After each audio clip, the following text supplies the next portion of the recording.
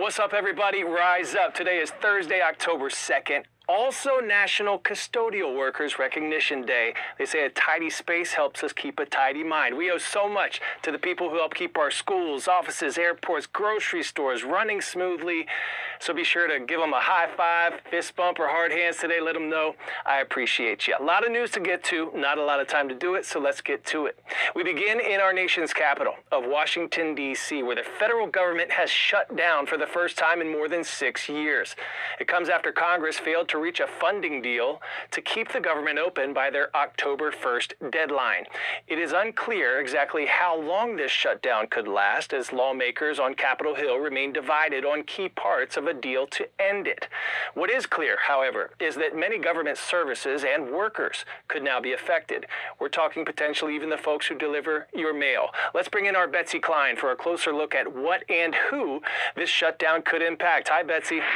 Hi, Coy. Well, the U.S. government officially ran out of money when the clock struck midnight on Wednesday, and that means that all the money the government spends every single day on programs affecting all Americans has been shut off. Now, the U.S. Senate and House of Representatives are working around the clock to reach a deal to fund the government, but there's still enormous disagreement on how to get that done. When the government is shut down, nearly 3 million federal workers immediately stop getting paid, and that puts an enormous burden on many federal workers, especially those who live paycheck to paycheck. Now, some of those workers are deemed essential, which means they have to work without pay, and some are furloughed, which means they are forced to take a break from working. Each department and agency has its own set of plans and procedures detailing who's essential and who isn't. Now, that can vary from shutdown to shutdown, but here are some examples. U.S. servicemen and women are essential workers, so they'll keep working without pay. Still, a shutdown could put national security at risk, since many of the civilian workers who support them will be furloughed. And while TSA agents and air traffic controllers are all essential workers, many of them can't afford to work without pay. The last time there was a shutdown back in 2019, there were major delays at airports across the country because many had to call out sick just to find other ways to make money. And the court that provides marriage licenses in Washington, D.C. isn't processing those licenses right now, so you can't get legally married in the nation's capital during a shutdown.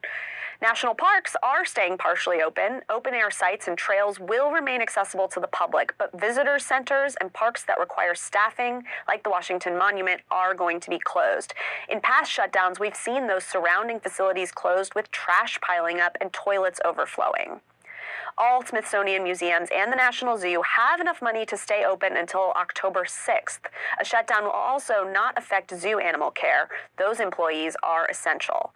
And there are lots of other impacts to services we all depend on. The key question now is how long this will last and whether Congress can come together and reach a deal. The last time this happened was back in 2019, and it lasted 35 days, Coy. Thank you, Betsy Klein. Next up in weather news, a rare pair of hurricanes spinning side by side in the western Atlantic Ocean. Hurricanes Umberto and Imelda churning off the east coast of the United States. Without making landfall, their combined presence is being felt. This was in North Carolina's Outer Banks region. Pounding surf and coastal erosion from the storms caused at least 6 homes to collapse. Fortunately, no one was injured. The people who took these videos say they believe they're all vacation homes. The storms are expected to continue fueling treacherous conditions up and down the coast this week. The storms have gotten unusually close to each other. At one point, they were about 450 miles apart, one of the closest pairings of named storms on record in more than 50 years. Umberto is actually pulling Imelda away from the U.S. coast, but as of this taping, Imelda is expected to make a direct hit on the island of Bermuda just days after Umberto brushed by it. Pop quiz I shot. Flip-flops are believed to have originated in which ancient civilization? Greece, Egypt, China, or Rome?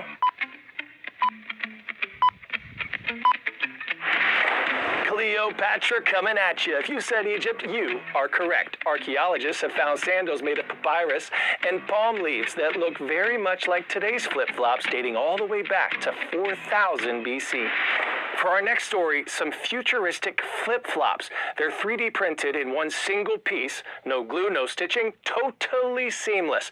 No soul searching required. The best part, they're fully recyclable. When they wear out, you don't throw them away. You just reboot your footwear. And if the printer jams, well, that's a sandal scandal. Take a look. Could this flip-flop offer a glimpse into the future of footwear? For decades, shoe designs have changed dramatically, from high-tech running shoes to whatever it is those may be. But the way they've been made has stayed relatively the same: stitched, glued, and mass-produced.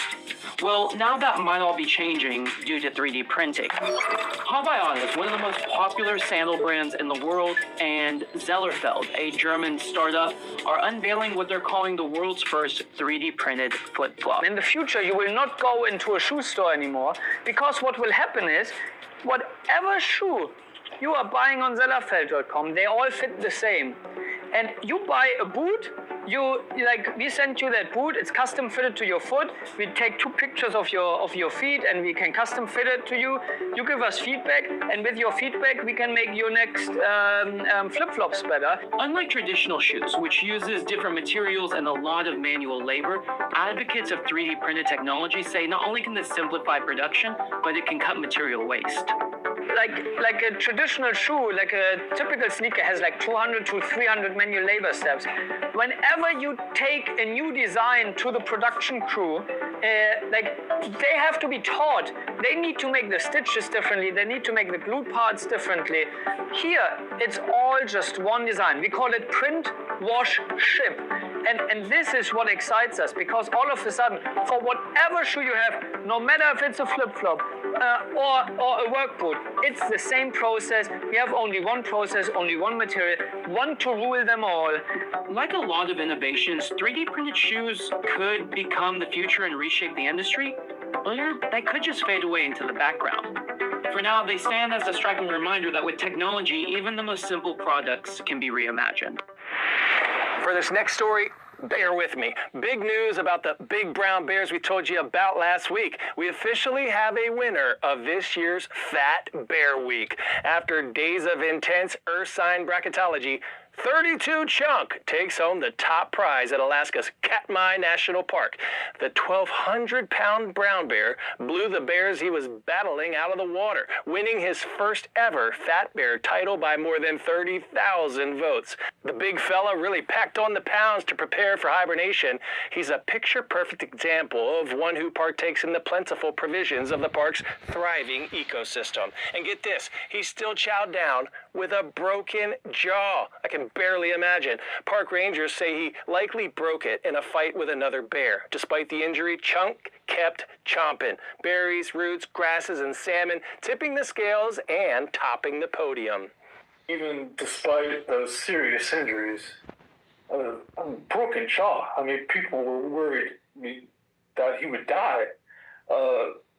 And he's still so fat. If that's not the definition of a champion, I don't know what is.